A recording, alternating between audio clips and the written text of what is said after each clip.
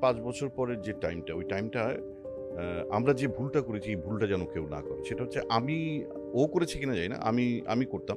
মনটা হয়তো খারাপ হয়ে ঝগড়া হয়েছে, মন খারাপ করে বসে আছি। হয়তো কোনো কলিগ এসে জিজ্ঞাসা করলো, "কি হয়েছে?" আমি বললাম, "আরে কেন যে বিয়ে করতে গেলাম? এত যন্ত্রণা, এত ঝামেলা।" সেই এতটুকু কথা ঠিক মেকআপ রুমের বাইরে যেয়ে ওর তো সংসার শেষ। ওর সংসার তো আজকে মারামারি করে এসছে। এই কথা ঘুরতে যেয়ে মানে একদম এসে এটা নিয়ে আবার ঝগড়া। তুমি ওকে কি বলেছ? হ্যাঁ, ও কি এখন আমাদের ঝগড়া হলো ম্যাচুরিটি এমন লেভেলে যদি কেমন আছেন? মাশাআল্লাহ, আলহামদুলিল্লাহ। এত ভালো আছি। হ্যাঁ, দোয়া করব এবং এটা একটা পজিটিভ ভাইব কিন্তু। এক্স্যাক্টলি।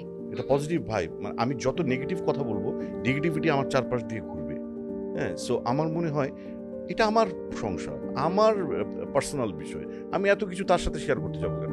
আমার ঝগড়া হবে, আমার অনেক সমস্যা হবে। সেটা একান্তই আমার ব্যক্তিগত ব্যাপার।